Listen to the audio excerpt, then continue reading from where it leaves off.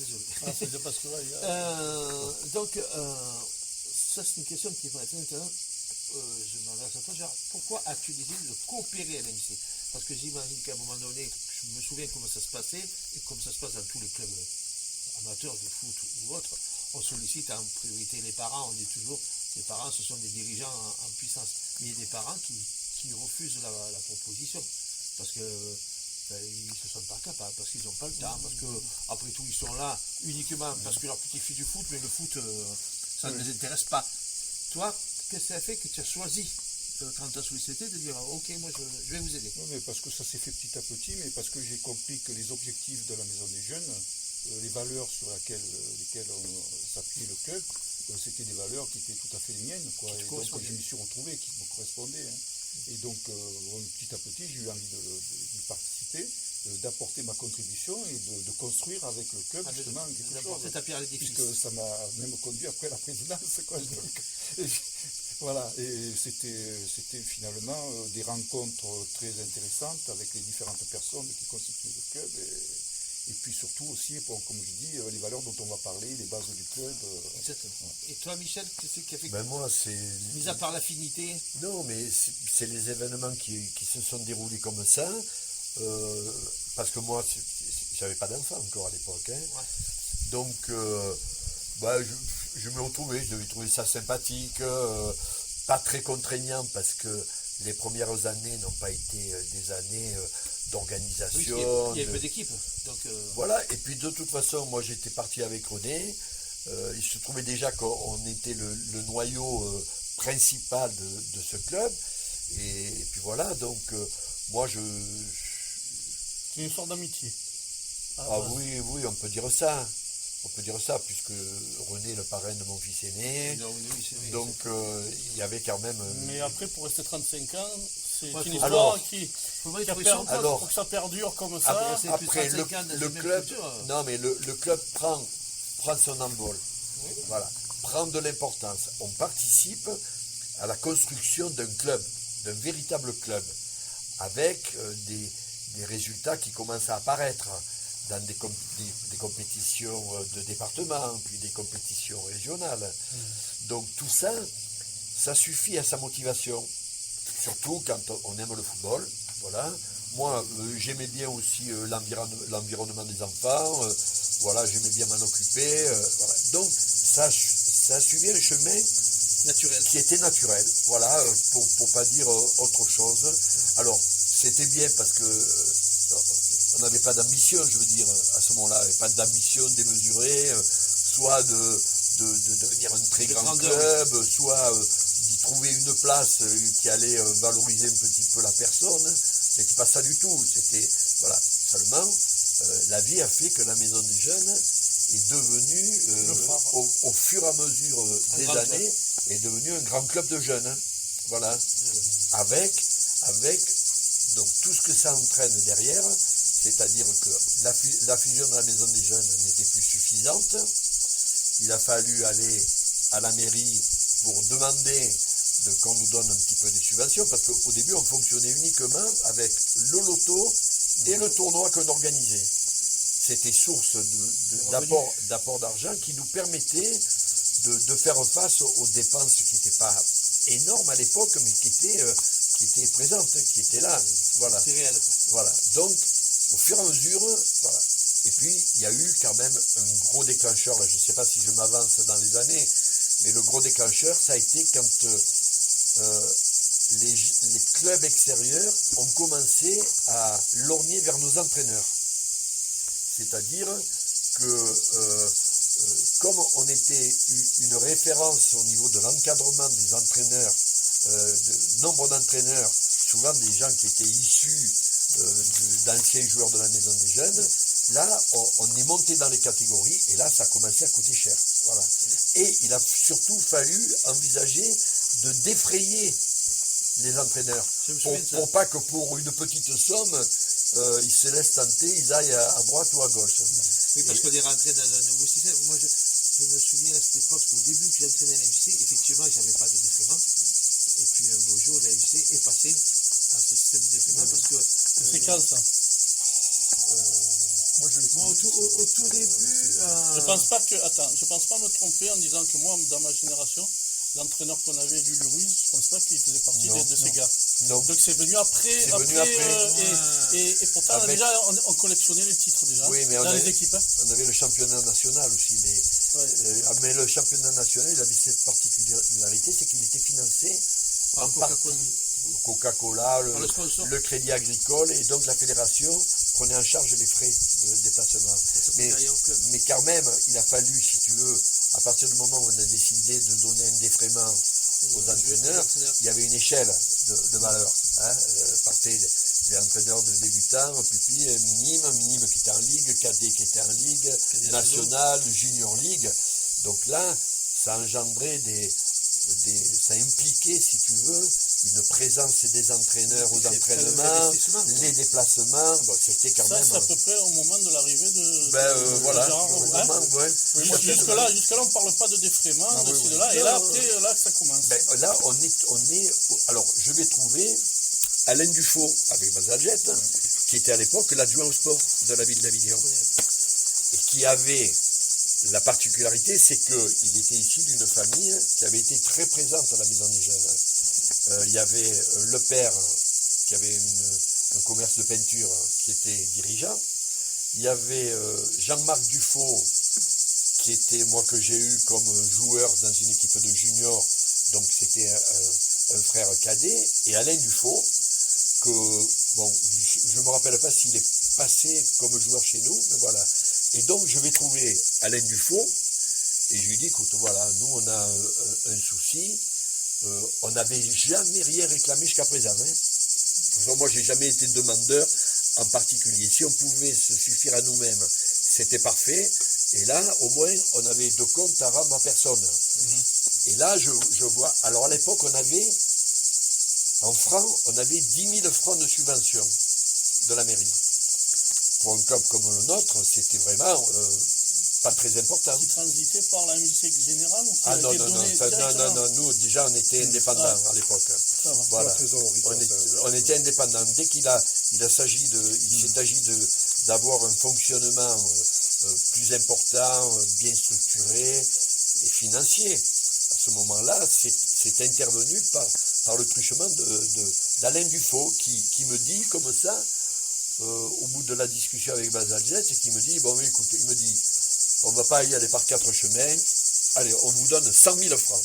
Au lieu de 10 000 francs, il me donnait 100 000 francs.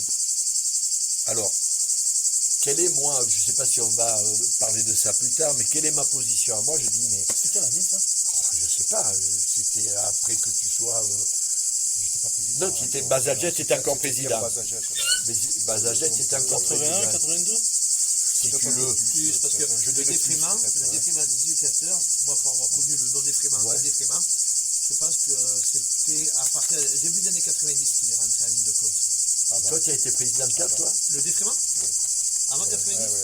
Peut-être, je ne sais plus. Gérard, il a dit qu'il était président en 93. Oui, c'était avant. Oui, c'était avant. Et il est arrivé en 82-83. Mais je me en souviens, 82-83, il y en avait pas. Je me souviens quand même que, bon, n'étant pas président, avec Michel, on avait établi des tableaux. Quand au moment où on a informatisé toute la... Et donc on faisait les tableaux et les défraiements, et pour que les enveloppes, comme disait Michel, elles soient justes par rapport aux fonctions de chacun. Mais le passage de 10 000 francs à 100 000 francs, c'est quand même...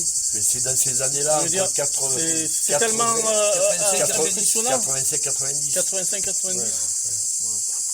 Donc, la première réaction que j'ai eue, j'ai dit à Alain Dufaux, j'ai dit, mais on n'a pas besoin de tout cet argent.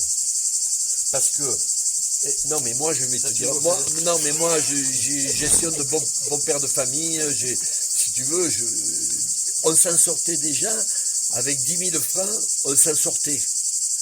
Donc on me donne 100 000 francs. Donc ma réaction, il me dit, écoute, cherche pas à comprendre, il me dit, prends l'argent. Mais à la base, il te les donne parce que toi tu avais revendiqué quelque chose ou... Un petit supplément de subvention. Voilà. Par rapport à quoi? Par rapport au fait au défraiement. Voilà, par rapport au défraiement. Et là, donc, 100 000 francs, quand on parle avec Basajet, on se regarde, on dit, mais qu'est-ce qu'on va me foutre de cet argent? En général, tu dépenses. Alors, je dis à Basajet, je dis, mais c'est simple, on va utiliser l'argent dont on a besoin, et le reste, on va le provisionner, on va faire une réserve de trésorerie. Et bien sûr, cette réserve de trésorerie, elle est allée grandissante, parce que moi, j'avais la vision de la maison des jeunes qui, elle, dans son fonctionnement, faisait qu'on dépensait tout l'argent, alors, des fois de n'importe quelle façon, hein. Je parle de la maison des jeunes, pas le foot, hein. Oui, je sais pourquoi. Pour réclamer, et on faisait des déficits, pour réclamer l'année suivante des subventions plus importantes. Tu sais pourquoi? Moi, je fais une petite parenthèse, je rencontre ce phénomène-là à l'hôpital. Ouais. À l'hôpital, on a un budget qui nous est alloué à l'année pour faire des activités avec les patients en psychiatrie. Et au 1er décembre, on clôture les comptes. Mais mettons, si on n'a, je sais pas, 10 000 euros, si on n'a dépensé que 9 000, mais l'année après, on n'aura que 9 000. Ben, Donc, c'était pas. c'est ben, pour ça que souvent, le dernier mois, non, mais la mairie, on c'était achète- heureusement pas comme ça, parce que quand on donnait des comptes, nous, à la mairie, moi, je donnais des comptes comme un comptable de pacotille. C'est-à-dire, je disais, voilà, mais, on a eu tant d'argent, on a dépensé ça, il reste ça. Au début, je me disais peut-être qu'ils vont profiter de la situation pour nous en donner moins. Mais jamais ça s'est passé. Jamais on a été considéré. De toute façon, écoute, je veux pas trop quand même nous élever, mais certainement, il n'y a eu aucun club de football dans toute la région et peut-être dans toute la France qui s'est comporté de cette façon, c'est-à-dire qui a jamais fait de déficit, qui a jamais réclamé de l'argent, parce qu'après ça a été, j'ai plus jamais rien réclamé moi à la mairie. Michel, on a surtout fonctionné sur des recettes qui étaient propres. Oui. Et quand on commençait la saison, ce qui nous mettait à l'aise, c'est que tu avais ton année de fonctionnement déjà au début de la saison, avec la réserve trésorerie. C'est-à-dire qu'on n'était pas dans l'attente de subventions comme font certains clubs. Mais là, les clubs, ils dépensent des fois l'argent avant d'avoir le... C'est pour ça que maintenant, des fois, le club te paye au mois de janvier, commence à te verser tes premiers salaires. Maintenant. Voilà, oui, quand les subventions... Tu as commencé à fonctionner donc, avec les 100 000 francs juste à la fin de ta présidence. Mais non, les recettes, je regardais tout à l'heure, parce qu'on avait d'autres recettes, quand même. On a eu d'autres en recettes. particulier avec l'AS Monaco, qui correspondait quand même à peu près au 5e de notre subvention. 80 000 francs, nous en est pas. 60 000. Ah oui, 60 000, ouais. C'était 3 fois 20 000 euros. oui, c'est une 20 000 francs, 20 000 Attends, francs. non, aujourd'hui c'est la rigolade. Mais Donc par rapport à la subvention dont tu parles... En francs, on parle de francs. En francs. On n'est pas en euros. Monaco, c'était à peu près les 3/4 de ce que donnait la mairie. Quoi. C'était, s'ils donnaient 6 000 euros, mais on avait des indemnités de formation en plus. Quand on prenait les recettes, là, que je regardais là, une des dernières assemblées générales. Ben voilà, les derniers de la frappe. Donc Monaco, ils donnaient l'argent par rapport au fait que nous, on leur donnait des joueurs. Alors, si on parle du partenariat on leur donnait des joueurs. Alors, le partenariat de l'AS Monaco... Attends, il faut un petit peu le détailler quand même, parce que c'était un peu plus compliqué, qu'il n'y a pas que l'aspect financier. Hein. Parce que là, au niveau de l'AS Monaco, donc, il y a une première convention qui avait été signée le 13 mai 91 avec le président Campora de l'AS Monaco et Basajet, dans laquelle d'ailleurs on y était tous. Il y avait René, il y avait Michel, je n'étais pas président à ce moment-là, mais j'étais donc... ensuite, cette convention a été renouvelée en 94. Là, c'était moi qui l'avais signée puisque j'étais le président avec Campora. Et cette convention-là nous menait jusqu'à 97 et prolongée encore de plus de 3-4 saisons. En fait, à l'AS Monaco, on a été en partenariat jusqu'à la fin de la MJC, pratiquement. Jusqu'à la fin de la MJC. Et alors, ce partenariat, en fait, ça a engagé 2 partenaires. Nous, ça nous engageait à faire des entraînements chez les jeunes avec un programme particulier, parce que l'idée, c'était de conserver les jeunes chez nous le maximum du temps, ne pas les faire partir dans le club professionnel. Donc, mais pour les garder, donc, il fallait qu'on fasse des entraînements de qualité, il fallait qu'on organise des stages dans le courant de l'année, en faisant venir des jeunes un petit peu de l'extérieur. Et donc là, l'AS Monaco, ils étaient présents parce qu'ils venaient observer. Hein. Et il fallait aussi, donc, il fallait faire des réunions d'information auprès des familles. Donc, pour expliquer qu'on Pour était favoriser, pour tout à fait, expliquer qu'on était en partenariat avec les l'AS joueurs Monaco. qui intéressaient Monaco. Voilà, que les joueurs qui pouvaient avoir un potentiel pour l'AS Monaco. Voilà, donc on expliquait ça dans le cadre du club. Alors ça, c'était nous, la MJC, on était redevable de ça. Mais par contre, l'AS Monaco, alors s'engager à verser la subvention dont on parlait, c'est 3 fois 20 000 francs sur la saison, en 3 temps. C'était assez exceptionnel, hein. Je crois que c'était même unique en France, hein, au niveau de... Et donc, le moment où les partenariats commençaient à se développer. Pardon, oui. Parce que je crois que Monaco a 9 partenariats aujourd'hui. Ah, aujourd'hui. Mais nous, on était là, on était seuls. Hein. Voilà. Mais ils en ont 9 maintenant. Parce qu'ils Et ont ça avait été initié, ça, par le président de Martigues au départ. Alors ça, c'est un collègue. Voilà, c'est un... Non, un gars, je ne me rappelle pas son nom. Si, moi, mais... je le connais bien. Hein. Ouais. Je le connais bien, c'est un Robionnais, donc il en est d'origine... Et lui, il avait un rôle un peu dans l'ombre de Campora. Ouais, il était dans le comité proche de Campora. Voilà, il était proche de Campora. Il a été président du FC Martigues. D'ailleurs, une fois, on est allé avec lui. Il nous a accompagnés à... Comment il s'appelait? Bianchi. Ah, Bianchi, voilà, c'est ça. Oui, c'est Bianchi. Je ne me serais pas rappelé le nom. Donc alors nous, au niveau de Monaco, donc devait nous assister au niveau des stages. Quand on faisait des stages, ils devaient venir pour nous aider à les organiser. Ils devaient participer aux réunions aussi. Ils organisaient des stages pour les éducateurs, 2 stages dans la saison pour 2 éducateurs pendant 4 jours pour les former à l'AS Monaco. Et donc il y avait ces échanges-là. Et donc il y avait certaines contraintes quand même. Il fallait, la contrepartie, c'était que vous leur donniez éventuellement on favoriser les meilleurs joueurs. Voilà, les joueurs qui voilà. comme Monaco voulait. Voilà. Quand un gamin à un niveau pour aller dans un centre de formation, il n'est pas contacté par un club, mais par tout un club. Mais ça, c'était et quand le dernier ressort, c'est les parents qui choisissent. Ouais. Mais si dans la mesure où nous on crée le terrain, voilà. parce que pourquoi la si ça a marché, comme il dit, si ça a marché pendant jusqu'à la fin de loi, mais c'est que ça, c'est que ça a dû bien fonctionner. On n'a pas eu énormément de gamins qui ont atterri. Pas beaucoup. Mais la particularité de l'AS Monaco, nous, ce qui nous avait intéressé, c'est au niveau du centre de formation, ils avaient une école. Quand on va parler peut-être des bases de la MJC, qui est éduquer les jeunes, et bien pour ça, on avait été très sensibles. Je me souviens qu'on avait des jeunes qui étaient des fils d'enseignants, d'ailleurs Pirassi, qui étaient très vigilants par rapport au fait qu'ils continuent les études, heureusement qu'ils avaient continué les études. Eh bien, à l'AS Monaco, ils avaient des profs qui venaient, ils avaient 3-4 élèves du centre de formation, ils les conduisaient au bac, ils les conduisaient en fonction des niveaux qu'ils avaient.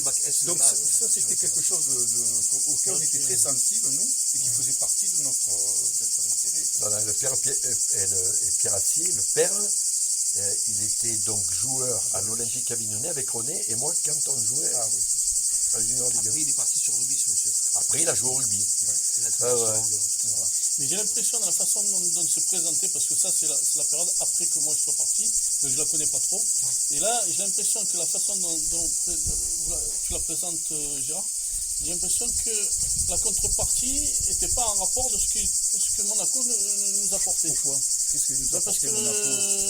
tu as l'air de dire qu'il y avait eu peu de joueurs finalement. Il y a peu de joueurs qui ont été à Monaco. Donc, comment Monaco mais Monaco, a participé à jouer si bien à jouer? T'as l'implication financière pour eux, 60 000 francs, c'était rien. Qu'est-ce que c'était? Pour nous, c'était important. Parce que ça représentait le. Et eux, il faut relativiser. Le Campora, il y a quand même toute une réflexion qui a été construite, sur laquelle il y avait des très bonnes valeurs. Ouais. Et à un moment donné, c'est vrai que Monaco, je trouve que là, ils ont une approche quand même qui est assez intelligente. On sortait de Paganelli. Voilà. On sortait de Dimeco. On sortait de Teddy Richer. Voilà. On sortait d'Éric Garcin. Je pense que la MJC avait une aura déjà. Donc, eux, ils se sont dit, si ils nous en dégotent un seul, nous, on a un joueur qui sortait à peu près tous les 10 ans.